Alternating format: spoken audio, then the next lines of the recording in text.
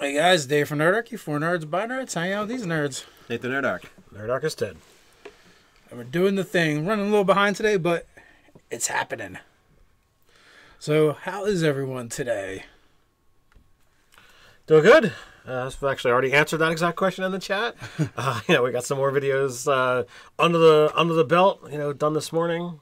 Got some more videos to shoot afterwards, and then we got your game tonight. So, super excited. The last couple weeks have been slightly hectic. I mean, between doing our shoot with Brian Stillman, not last Friday, but the Friday before, last week going out to Ohio for ConCoction. I mean, we left Wednesday, got back Sunday night.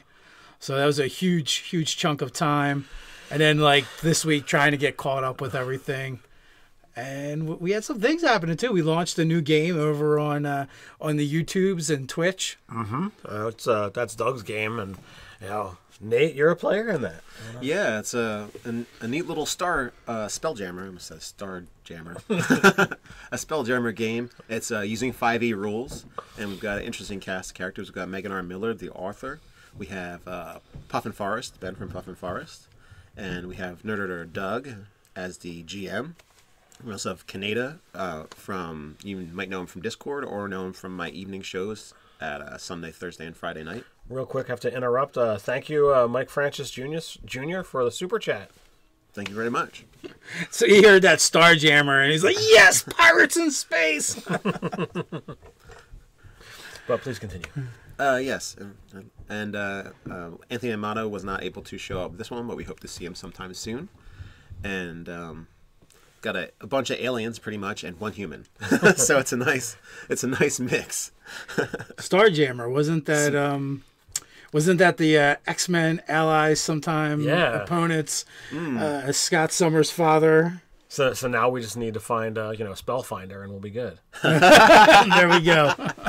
We get all the mashups. Mix all the things. Spellfinder does sound like a pretty fun game as a name. Yeah, I don't know if you guys saw the character art for the Spelljammer game that Puffin Forest provided, which looks awesome. It's a lot of fun. So cartoony, but it's in his style, so totally dig it. I did catch a little bit of the game, a little in the beginning and a little in the middle somewhere. Me and Ted were actually filming while those guys were playing. I think for the most part, I was commuting here and then we filmed while you guys were playing. Looked like you were having fun, though. Oh, it was a lot of fun. Yeah, I'm gonna check out that game now that we're all caught up on Critical Role. Now I'll go and check that game out. See how that goes, so we can comment and what have you on it. And I got confirmation. Our Wawa buddy said he will absolutely watch it this weekend and let us know. Well, is that Enrico? It might be over 3,000 views now. Yeah, nice. It's getting up there. It was definitely climbing. Last time I saw it was 2,800 views. Really good for a live play. And it was a good cast. It was fun. Megan was playing this spider creature, and she's crocheting the whole time. Yeah. But in the game, I think she was also making things as well. Yeah, while they're doing she stuff. made a sweater for one of the characters. And we have a stubby little teddy bear kind of looking guy. And that's Puffin Forest's character, Nub Nub. I think he's the hero of his people. Nice. That Ewok looking dude. Yeah, I think you. What did Doug tell me? His character reminded him of a Robear. Oh. From Thundercats. Nice. Which is kind of funny. Nerder Doug says we're up to 3.3 already. Oh, Thank nice. you, Bards in the Basement. Our group is playing next Sunday. Come watch. Nice. Bards of Basements, those guys will be playing. Go check it out. I'm sure they'll have stuff up over on the channel. And if I don't know what your social media is, but if you go to the channel, hopefully on their About page, they have links to their social media so you can find it and follow along. So, which is really cool. Yeah, so that game is just weird. Doug's been talking to me about it for weeks now. He's super excited. They're all foodies. It's they're talking about having contracts, what to do with the bodies when someone dies, and what's an acceptable amount of time before eating one of your fellow party members, and things of that nature. So that's just for that reason, I gotta see how it all plays out and see like, was this contract done offline? Was it done as part of the game? Well, I don't know if we've settled, but there has been talk that it'll come out properly in game sometime. And if someone dies, it'll definitely be like, well, I think James Leslie, it's one of the best cooking RPGs on the web.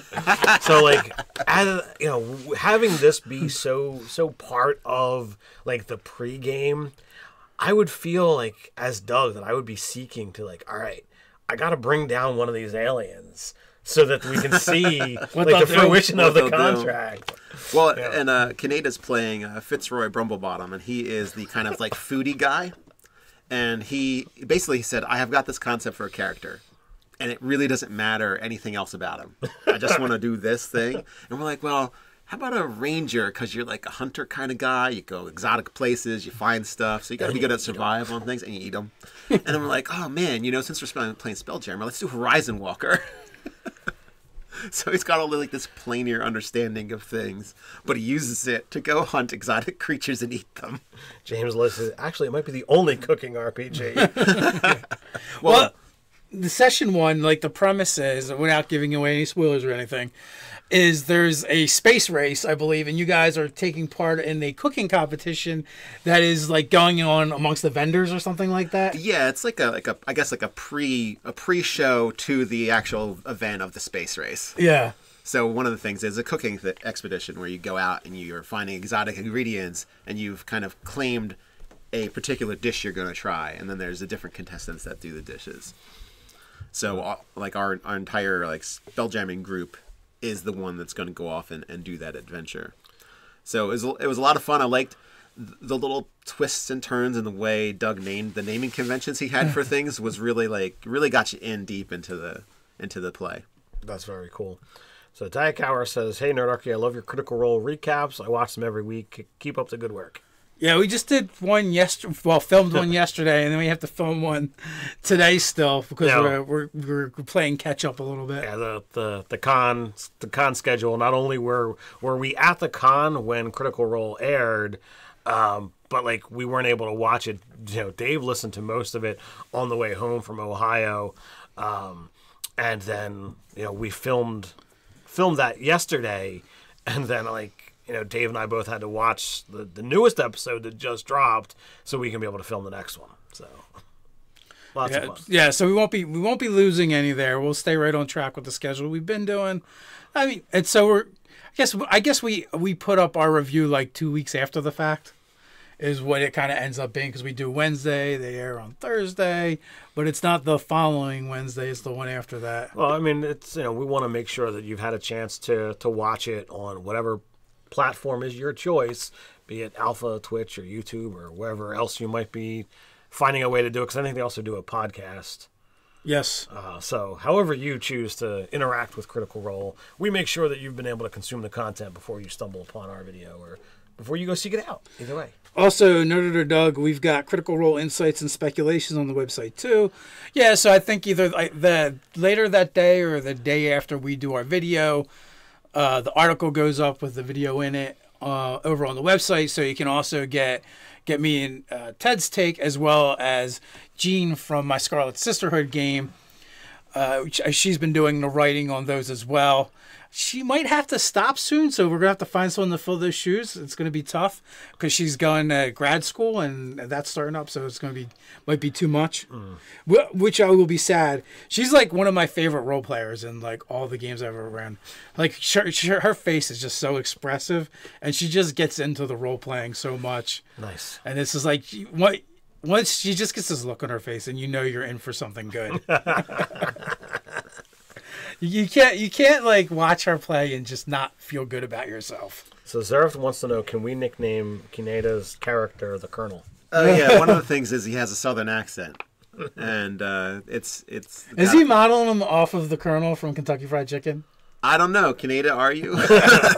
He's in the chat. Yeah, you're in the chat. But I got. It's a mix. I'd say maybe there's a little bit of inspiration from that. There was talk about 11 herbs and spices and 11 elven herbs and spices in the chat while the game was going on. 11 elven herbs and spices. Nice. Yeah. Flap Nasty 3. I don't know. That doesn't sound like something Ted would have said. Well, what was it that was said? So Ted, I remember you saying you would watch campaign 1 of Vox Machina. How's the binging going?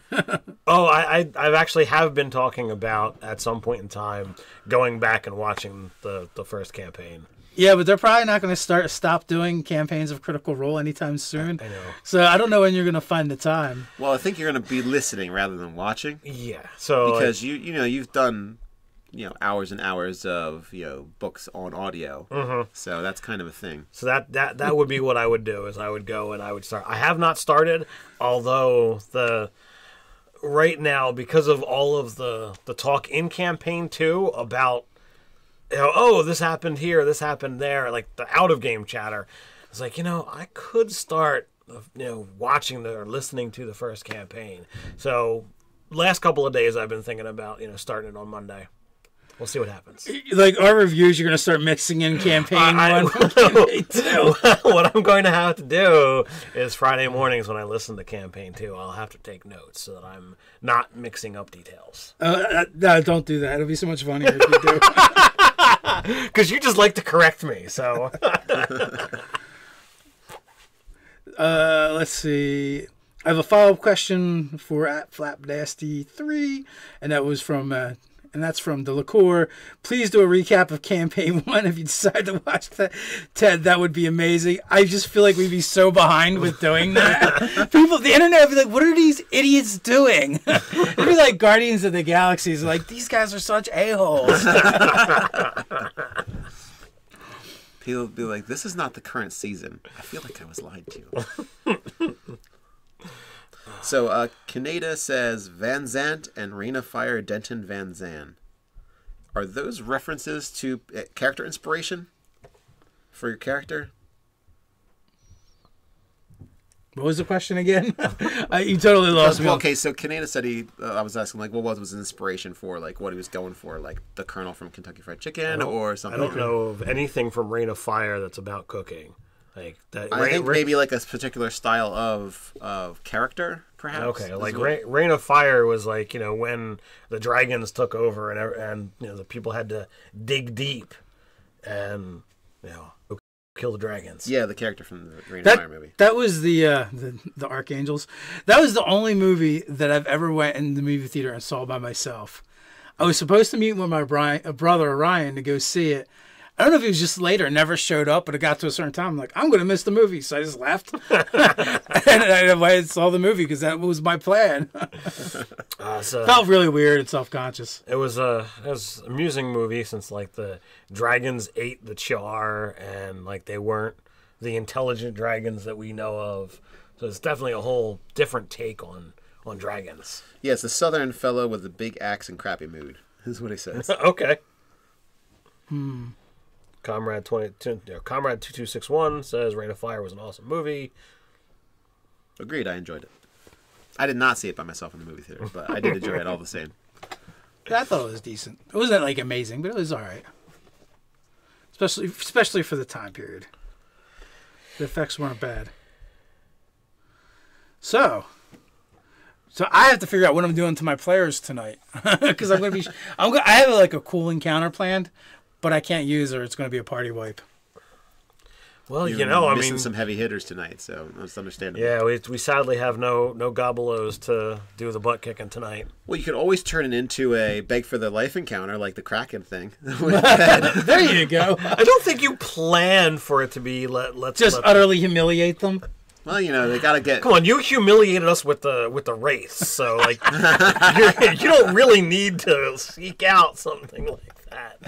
Every session is just about demoralizing your players a little bit more than the time before. Be like, will you rise above? Will you still be heroes, or will you go be merchants someplace? Can't I just be a fat adventurer that sits in the library and reads books? That's not really an adventurer. That's like the opposite of adventure. He's adventuring in his mind. Well, I don't know. Every book's an adventure. Exactly. That's true. Well, depending on what kind of books he's reading. We just shot the video for Deep Speech, or not deep speech, for void magic, yeah. which involves like deep or void speech. I did get some ideas. Yeah, just don't suggest Pit Fiend for a fight or anything like that. Yeah, we can't take a Pit Fiend Because like Dave will totally give it to you. I don't know. You guys trounced that Balor, and I added that after the initial encounter. Like the initial encounter was like I was inspired by Critical Role. I admit it because they did the Manicore. I'm like, I want to use Manicores. So I used like 3 or 6 Manicores. I forget how many, and some other critters. And you guys just like blew through all of that like it was nothing. And then I was like, you know what? And a Balor shows up. And he put up a little bit more of a fight. He needed legendary actions and resistances to be sufficient to the party. I think at some times, like when you're trying to plan a big fight, it's just kind of needed. Well, especially against when it's one person against the party, because you're basically like, all right, this guy's got to survive through a couple rounds of 70 damage at a time, or he's not going to really do much. That is true. So Oddball75 says, ever thought about revisiting the classes with all the new subclasses that came out since the release of 5th edition? We have thought about that. We just haven't put it on the schedule yet. We've done it a little bit. I mean, with some of the builds, not necessarily like the classes. But we had talked, off air about, okay, now that we've got all of these books, let's sit down and do a barbarian where we compare, contrast all the different archetypes and, do it in order as we had done before. I just feel like as they add more and more things, that creates just more room for us to screw it up, and you guys yell at us in the comments. Tell us what we forgot. But they like doing that, and like on the deadly abilities, we forgot to mention Shadow and Intellect Devour. So we ate crow for that. I don't know. I was picking monsters out of Volo's God. You went through the thing this big. I went through the thing this big. It was ripe with monsters that'll rip your face off in Volo's God. There are a few of them in there. Well, Shadow, Wraith, White, they're all lump into the same thing. I just forgot to put it on there. And the Intellect Devour, it's the mini Mind Flayer. I apologize. Blame me. Blame 10. You heard it here. Ian Trout question. Doesn't matter who screws up. Dave's going to say blame me anyway. We'll blame Doug. Can't blame Doug. Oh, why not? No. I don't want Doug to get mad. He'll kill someone's spider character. Not looking at anybody in particular. So James Leslie says the new Limitless Encounters 2 book has some sick encounters. If you want to check that out, there's apparently some love going on for Hero Quest. I haven't played Hero Quest in ages. Somehow I think in my move or my multiple moves, somehow I'm missing some of my Hero Quest stuff. Curses. So, Ian Trout question, your Catwoman video got one of my players thinking about playing a new character for a new game. Do you have a video or article on how you do Raven from the Teen Titans? No, but I wouldn't mind doing a Raven video from the Teen Titans. Although, honestly, I wish we could just get Professor Bill to do these for us.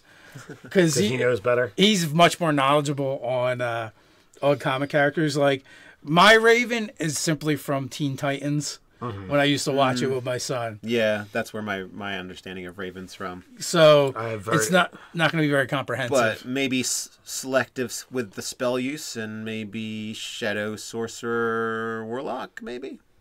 Tiefling. She's like I don't know if I want to use Tiefling or Azamar and just reflavor the Azamar. I think going with Azamar would be a good choice. Because Trigon is her father. Right. So that means she's definitely got a fiendish heritage. Or you just go with Tiefling, but she doesn't look like a Tiefling at all. Except for when she freaks out and she gets like the 6 red eyes. I could definitely get behind that. But yeah, she's definitely the Sorcerer, definitely Shadow. Probably Pack of the Tome. Yeah. Because she does a lot with rituals and casting and stuff like that. And, it's a superhero, so you can always, add more things. There's always the things.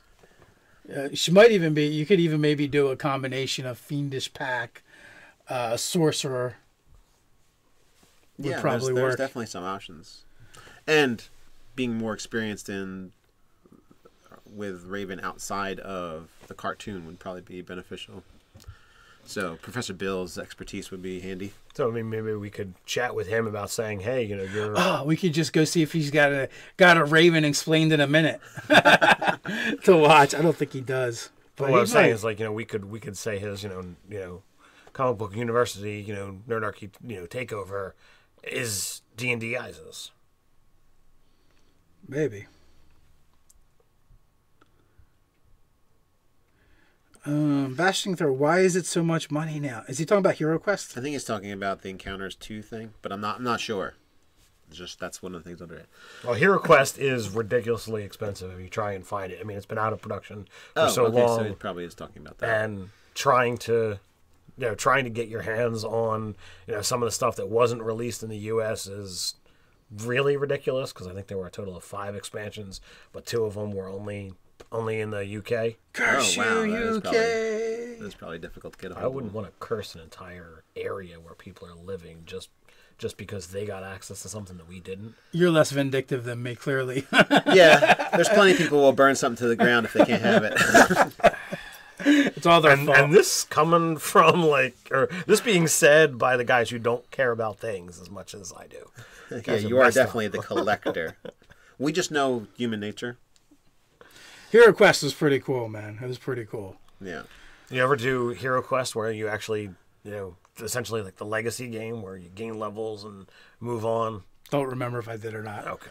That is going back a few years. It's kind of getting mashed together with other tabletop minis games. Yeah, I mean, we essentially mashed D&D into Hero Quest. So it's like, nope, we want to progress more. We want to keep these characters moving.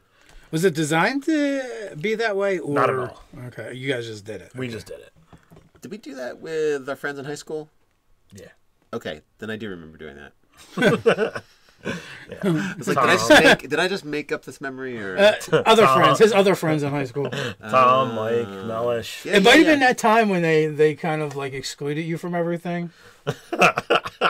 They want to tell me where they were going. I had to interrogate some of them to find out they were going camping on the weekends. They had secret lives that they wouldn't let Nate know about. I found out about D&D, but they were too closed-mouthed about Scouts for a while. Some things are just too nerdy to share with your friends, Yeah, man. I understand. Oh, we doing D&D, but Scouts? No.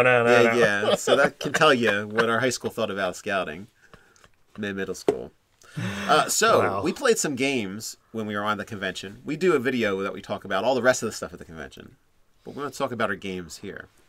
All right, so there was, you know, number one, each of us ran a game for the convention itself, and then there were some other games besides. So where do we want to get to first? Well, I can just talk about my game. My game happened Friday night after it got dark, and what we ended up doing was we played my game Night Terrors.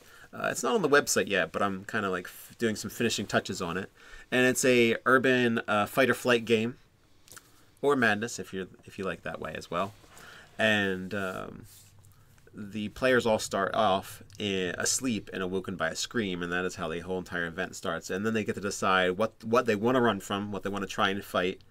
And I was surprised, I have to say, I've played it 4 times now with 4 different groups, and I just was surprised. I was like, wow, they didn't run from anything. They retrograded action, as one of them said, instead of retreated. And it was just interesting the way they ended up playing it. And in the end, they ended up at the mage tower at the top, fighting off these shadow monsters, but while the dawn was coming. So it was a nice, like, survive the night kind of feel. Okay.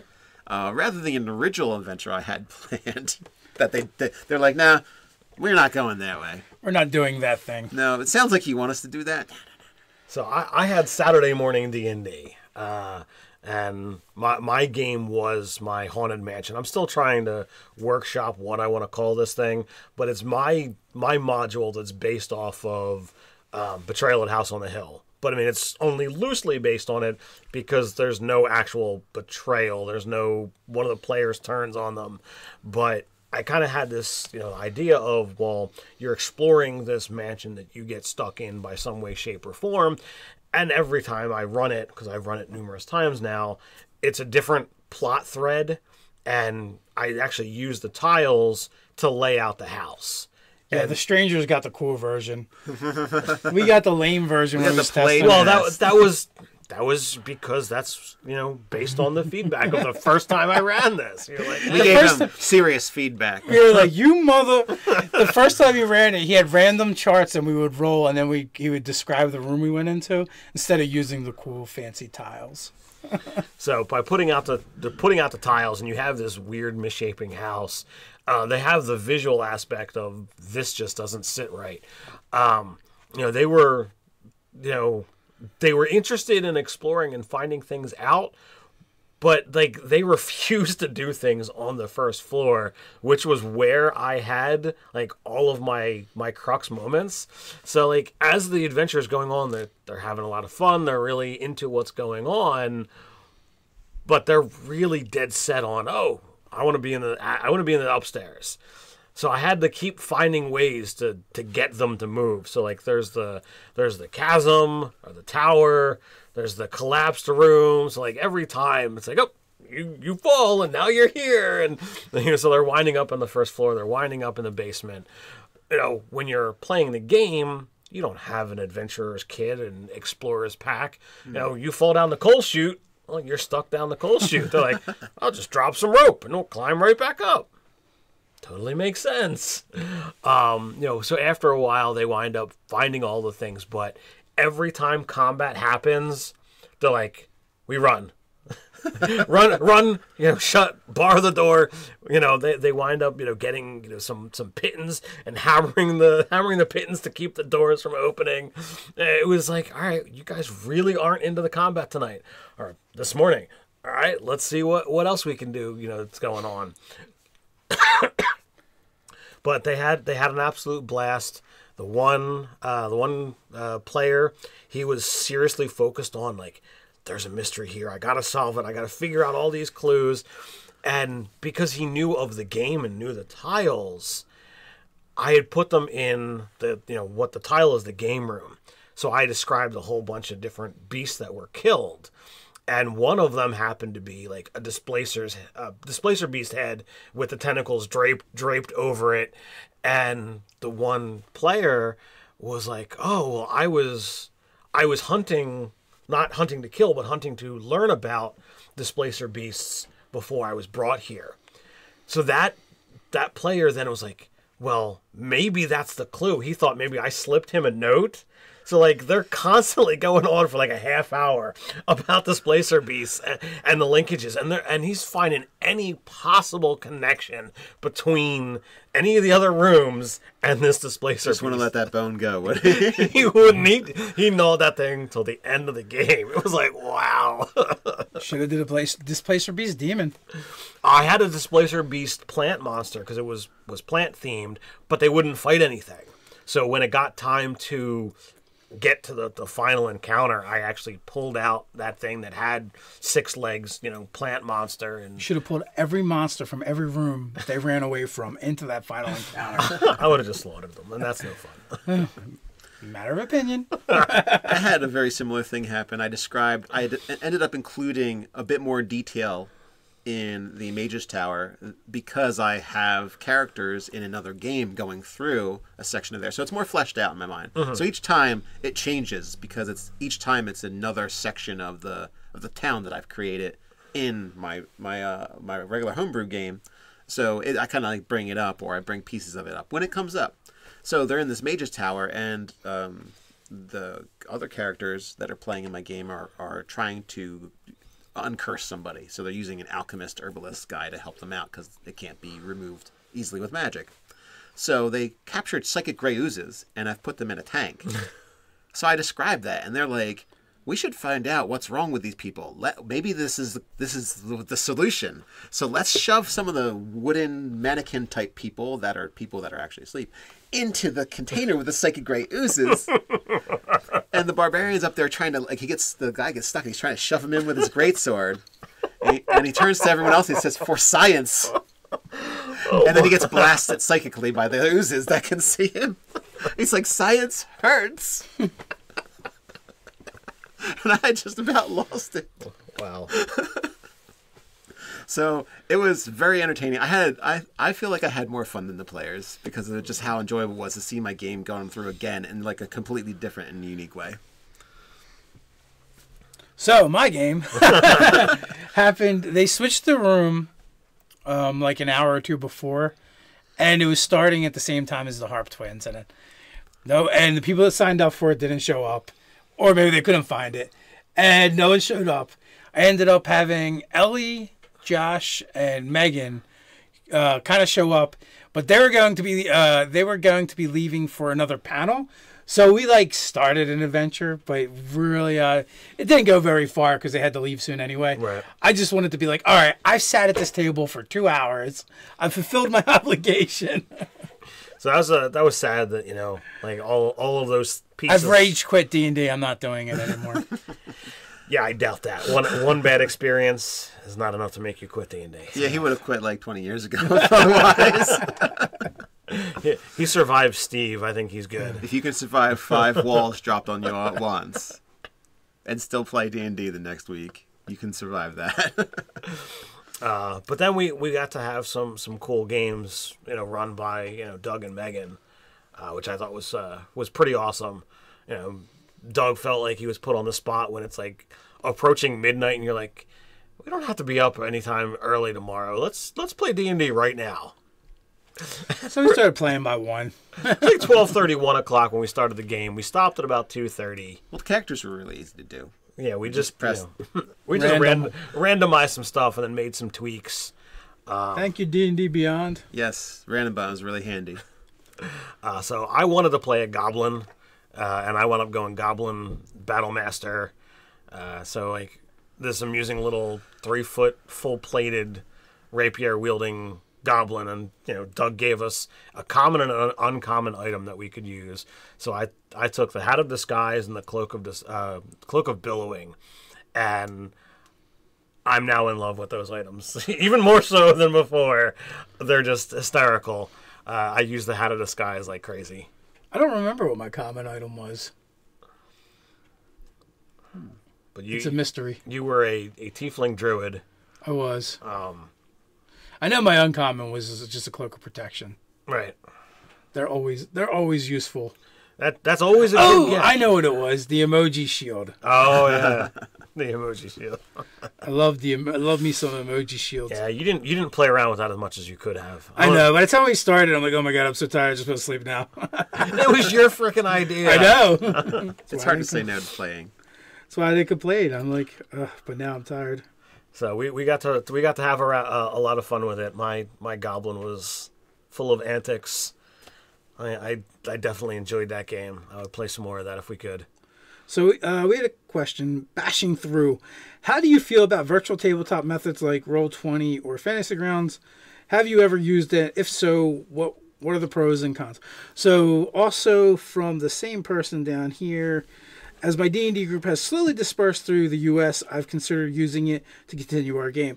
So you can use Fantasy Grounds or one of the other virtual tabletops.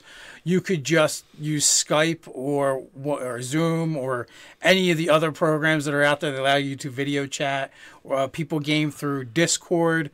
So there's a ton of different ways that you can do it, and it's just a matter of what do you want to get out of it? How much complexity do you want? Sometimes I feel virtual tabletops add to the games, and sometimes I feel like they take away from it and change the game. So it depends on what kind of game you're playing. Virtual tabletops are great if you have a really tactical play style, and you want to be able to count all the 5-foot squares and know exactly where everyone's at. But if you like theater of the mind, you don't even need a virtual tabletop. You could always go with a program like D&D Beyond to organize your campaign and your characters and have the information on hand. Or you could just go old school and use paper and pens. You can use dice rollers online, or you can download the Nerdarchy dice roller, or you can just use physical dice and have the honor system. If you have players that aren't super honest when it comes to rolling dice. The only thing I've ever used is Roll20, and we use it for the new Numenera game. And that is something that it's good and bad. The people watching the game get to see the dice rolls. They get to see whether you succeeded or not. But it does slow the game down as you have to figure out, okay, well, I need to input the difficulty that I'm rolling. I need to add or subtract anything that I'm doing to modify that roll, and then you click through to hit the button. It does take time, and if you've got 15 to 30 seconds of trying to figure this stuff out and then navigating to where you can see the roll, if you're okay with that, great. If you don't have the ability to... I think that's your experience. I think the virtual tabletops aren't really that complex as far as like figuring that stuff out. Once you know the macros and stuff, it does get easier, and it does, like, if you, like you said, if you want to know what the roles are and you're worried about that, it is easier, especially for like D&D.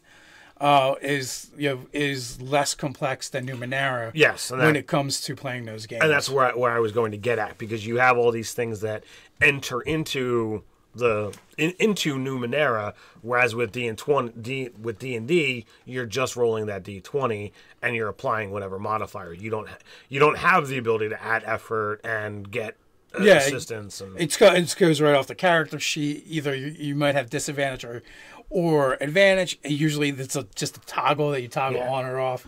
I mean, because I've used Fantasy Grounds and other virtual tabletops, and they all seem to have those functionalities to some degree or another. It's like anything. There's going to be a learning curve when you figure it out, and then it just comes down to, well, does that aspect of the game kind of matter for you or not? There you go. So yes, play online by all means. And also, Fantasy Grounds College is out there. So if you decide to go with Fantasy Grounds, there's a whole network of people that are just dying to help you, aggressively so. They will fall all over themselves to teach you how to use it better. They're very helpful.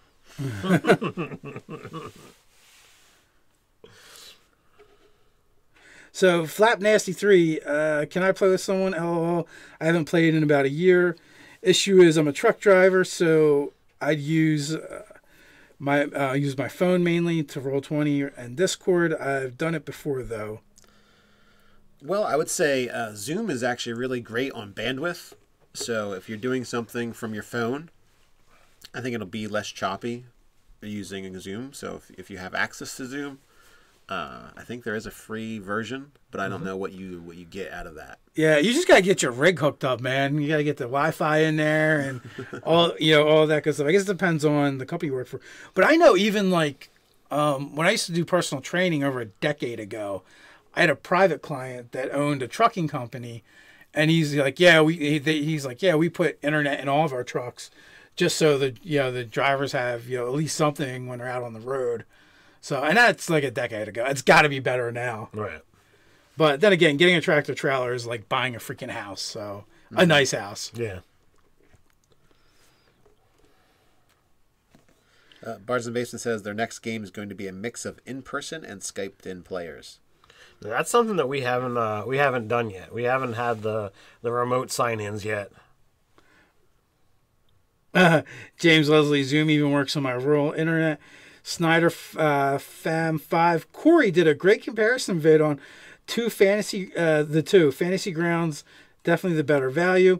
And I think he means Cody, but from Taking 20. But yes, that video is definitely up there. Check it out. He actually did a really good job with that and brings up all of that stuff. Oh yeah, James Leslie and Bashing Through are talking about using World Anvil. I just recently started using World Anvil as well. I'm really enjoying it. You can roll in that system, but there's no like maps or anything as of yet. So until that kind of stuff comes around, it's still not like virtual tabletop. Yeah, D&D Beyond is the same way too. Like if you go into their campaign builder, there is a dice roller there. I haven't really played with it. I have no idea. No, I haven't checked it out yet. I mean, I just use it for data more than anything. So Kineta's on his way out, so enjoy. See you around. Enjoy your day. So Aaron Parks, question. Have you guys ever thought about doing a surprise one-shot live chat game session? I'm going to say no. In what way? Surprise to us or surprise to the people watching? Yeah, surprise, sucker! You're in a D&D game. What do? Roll initiative. The dragon breathes fire. Snyder Fan 5 World Anvil is great, as well as Don John. I use Don John too. I like that for random treasure. Is usually what I usually use that for.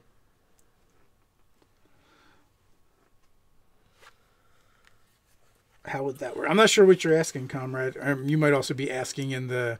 Oh, maybe you're asking how the surprise one shot would work. We have trouble. Sometimes we have trouble getting people to show up for games we planned, and getting a full table. So. Coordination of things. I don't know if the surprise one would work particularly great. Then, surprise-wise, we do like to kind of announce when we're going to do stuff online to give people a chance to be able to watch it. Yeah, well, so there's that. There's that.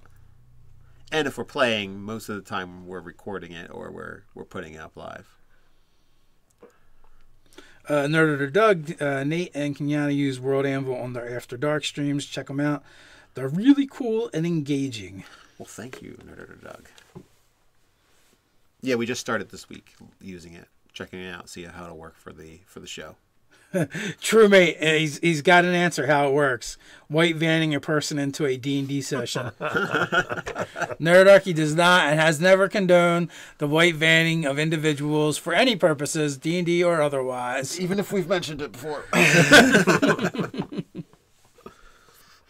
Even if you think we've mentioned it before, you're definitely thinking of someone else. Oh, yeah, good point. I'm doing game prep tonight. Any tips for an orc city or stronghold? Orcs, lots of orcs. Yeah, lots and lots of orcs. I mean, if you're looking at a stronghold, I would have it, be kind of built into like a mountain, similar to like the Lord of the Rings movies, but just have it be more orky so that there's no uniformity. I mean, or you could go a different direction if you wanted something, a little bit against type, so that it's not your typical orc village or orc city. What, more like hobgoblin-y, like organized wise, or? Well, you could, like I did Korner as an orc kingdom, and they were more organized, and actually their major export was steel and steel goods. I mean, I don't know if it still says it in the Monster Manual for 5th edition, but in previous editions, it did talk about them being militant and warlike and actually being good smiths when it came to metalworking. So you could do something like that. Maybe they have a magical stronghold that moves on legs, kind of like the Warforged city in Ebron. You could do something along those lines, or even like the hut, Baba Yaga. Baba Yaga's hut, some kind of variation. Or, what about like some kind of great giant like juggernaut that kind of rolls around? Or you see the commercials for that movie that's coming out with they're like mobile fortresses. No, I haven't they're seen like that one giant monster truck city things. No, I haven't seen that. I've not seen that yet. Sounds right. Great. Yeah, so I mean, you could do something different. I that's what I would probably want to do, and maybe go against type. As far as what that is, I don't know. Maybe like a flotilla fortress could be cool. Maybe some kind of cool dark flying fortress. How did they get it? Like we did our griffin riding orcs. Oh yeah. Instead of having them be tribal and on the plains. What if they're in a flying fortress or castle or city, and they launch their griffins from there instead? So, or they could be in mud brick 2- and 3-story buildings and just be like a sprawling expanse kind of thing. If you wanted to go like low tech rather than the primitive, more primitive, or just simply maybe that's what they like. Maybe this is their summer. Maybe this is a stronghold, but it's a stronghold in the winter months or something, and they actually go from one place to another. So there's this like great orc migration from one city-state to another. Yeah, you could do a flotilla of ships, where they don't stay in one place, and they're reavers. They go Viking and stuff. It really depends. Is like, what are you trying to do? What is the objective? To just say there's an orc stronghold or orc city doesn't actually mean anything to me. Why is it there? What do the players need to do? Like, what's the point? And from there, it's easier for me to come up with ideas and build out. But if you go, well, there's an orc stronghold, well, it could be anything. You know, do they have to get in there? Do they have to negotiate?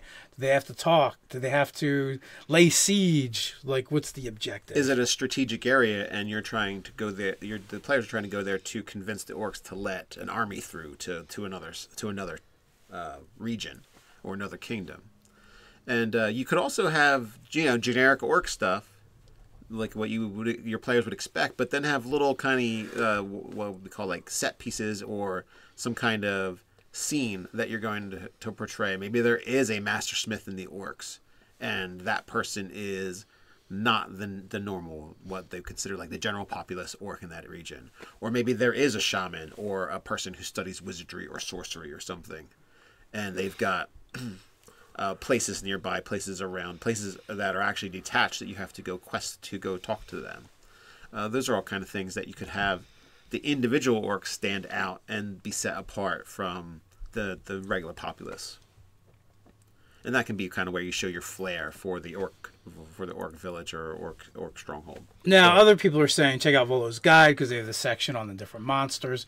You know, not just the monster stat blocks of monsters, but like, this is what a settlement of orcs meant. You could literally pull that right out if you wanted to. Revenge of the Horde has a lot of that stuff in it as well from Nord Games. So there's definitely resources out there. Corey has another question. Oh, go for it. Gaming in an hour, how do I recover from a TPK when there's only one player left? That's not a total party kill. That's a bit of a misnomer there, buddy. Clearly, there was a survivor, and they are stuck at the bottom of a dungeon with a beholder. Well, you could really remedy that and make it a true TPK fairly easy. That'd be rough. You start the game not knowing whether or not you'll live or die, and then you find out, yep, at the beginning, you did. It's going to happen. So the way I would recover from that is, like, all right, the character who survived, like, he's currently a prisoner of the beholder, as is... He's now the beholder's bitch. Pretty much. As is, like, a whole other group of adventurers that are now the new PCs that are going to be joining, and it's like, all right, Prison Break. You know, either you do Prison Break or you do the, hey, you know, I want this item, I will grant you freedom, and I've implanted this device on you for real or for not, and you know, they go do this thing, it does or pretends to remove whatever device has been put on them, and they go off on their merry way after giving the beholder the item that he wants. I'm thinking Beholder, Warlock Pact. Could do that too. I like that. But yeah, it might be it's kind of a do-over for your campaign. Like, you're just going to start a new group at that point. That player can clearly not survive against the Beholder, and you could be like, or the character, I should say, the player should never really encounter a Beholder. So you might want to just take that player aside and be like, hey, your Cuddy is now hanging out with the Beholder. Why don't you just make up a new guy for now? He's not dead yet. And then your old character could maybe turn into the Beholder's minion and kind of a foil to the players as well, while you're playing your new character with the new PCs that everyone's playing. Right. Or if they go back into the same dungeon, defeat the Beholder, then you can choose which character you want to play and send the other one off to do whatever. Tiddlywicks. Nope, you play them both. Don't give them any ideas. No, not those. No, maybe the DM should just play them as their character. So another thing you could have, besides Prison Break and the starting over, is that... I forgot. I really did. Oh, if they're high enough level, this is what I want to say.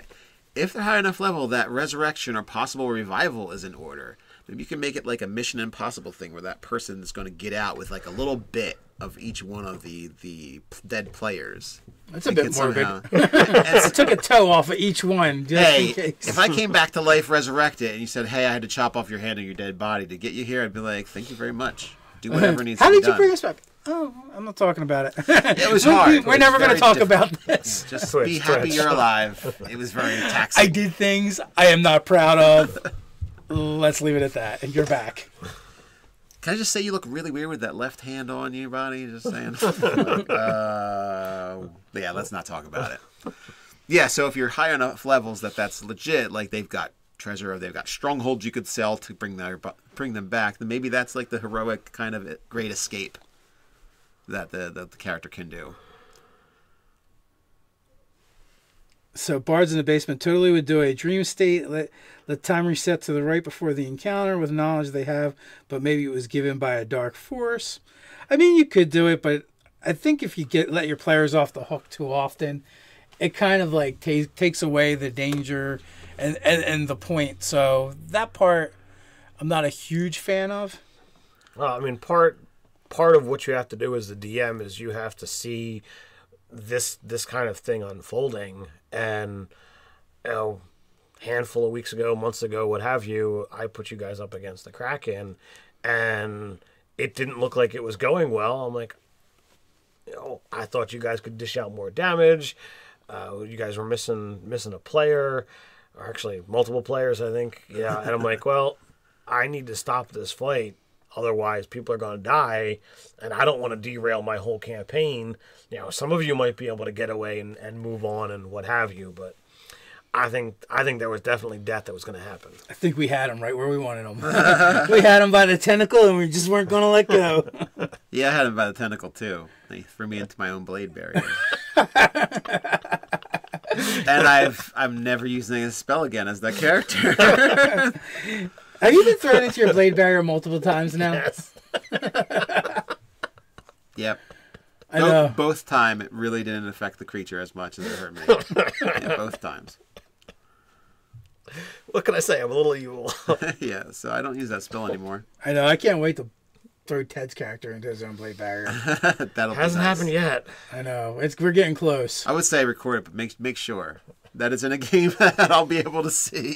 Just gonna have a monster like just hold him to it. His face. Yeah, can I just stop concentrating? Oh yeah, you're going to. You go. You can do it as an action, or you can fail your concentration check. It'll be like nat 20s. Oh, why can I not end this? The fun and perils of blade barrier. Yeah, it's all part and parcel of the system. Mm-hmm. Oh, Elfbait brings up a really good question or statement. Wait, Ted has no hat. What universe is this? It's over there. Wow, yeah. Yeah, I just didn't feel like, grabbing it. But it's over there. I know where it is. No worries.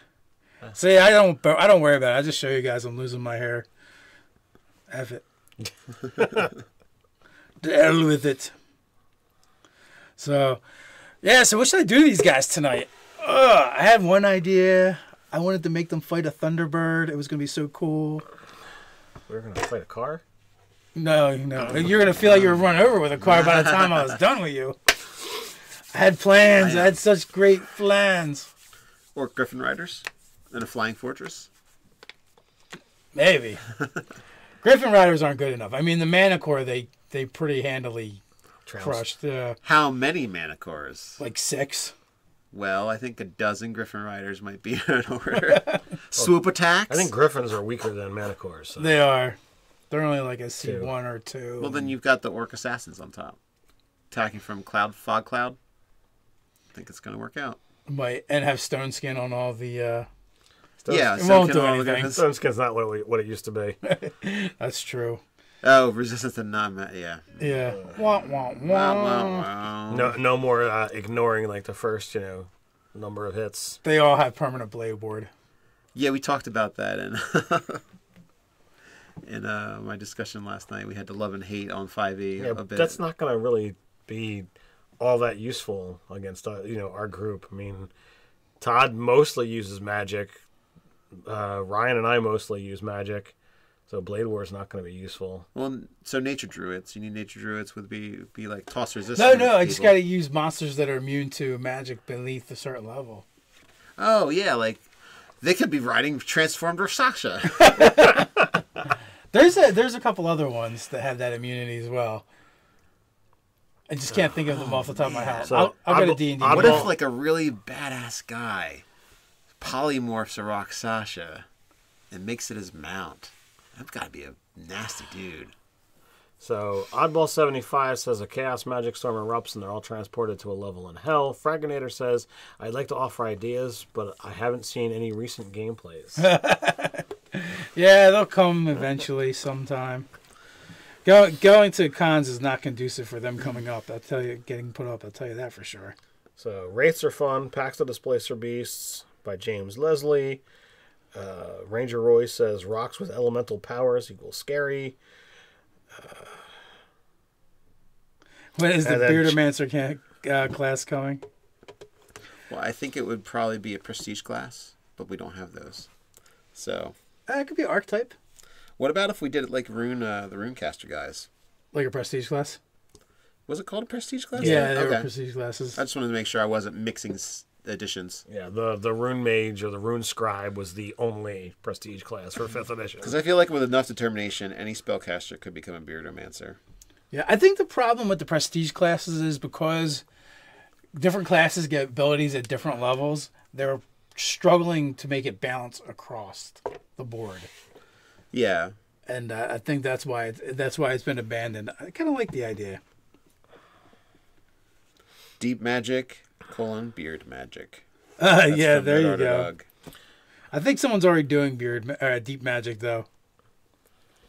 Well, what Doug is, I think, saying is he's going to volunteer to write the Deep Magic. Because he doesn't do enough already. In all of his free time.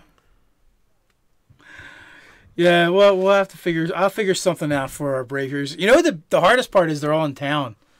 They're all in town. And it's like, do I just start destroying parts of Gryffindor just to whoop on them some, or what?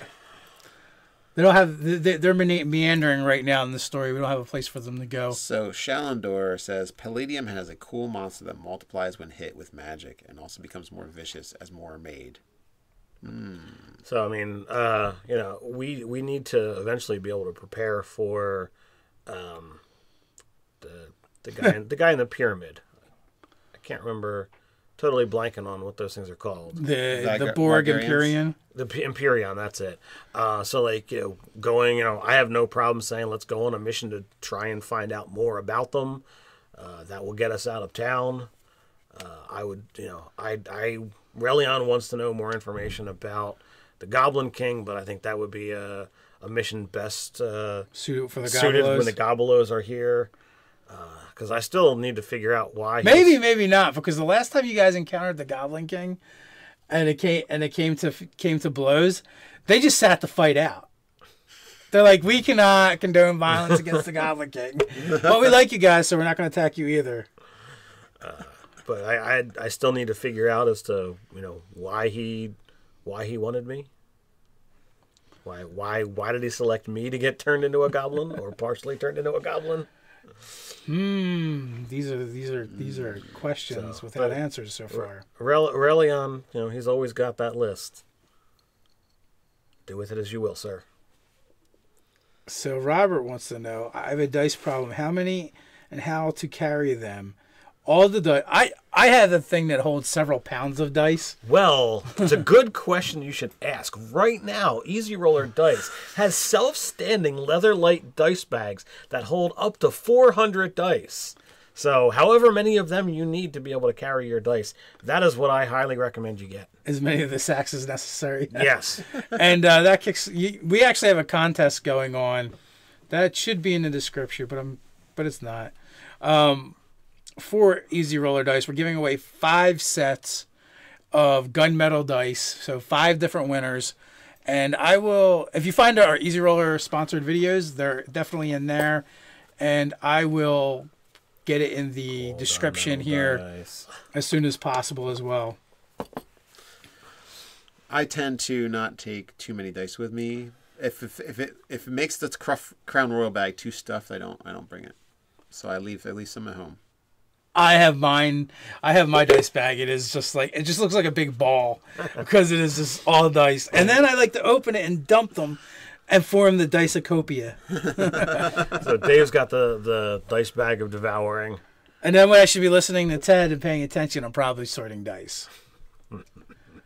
It's my ADHD. Well, it's better than playing on phones during the game. Is it ADHD or ADD? Yes. All of the things. Or AD&D. I have all the things. Or also known when I was a kid. I'm just bad. He just acts out. Doesn't like to sit still. Yeah. Well, it's that time. It Even is. with starting late, it's that time. Truemate says, "Have you ever used a Yeti in any of your campaigns?" Yeah, I used Yetis in a recent Sister Scarlet Sisterhood. Recently. Oddball 75. How often do you throw away dice? I don't think ever. You even keep the bad ones. Yeah, I don't get rid of dice. I have other people's dice that they've gotten rid of. Yeah, Ted even collects other people's dice that they've thrown away for being bad dice. I have the remnants of the broken D20 that was hit with the sledgehammer. You still have that around I somewhere? do. That's in the box. Well, and Nate is correct. We are at the time. We even with us starting late. So, guys, thanks for hanging out with us as always. Until next time, Stay nerdy.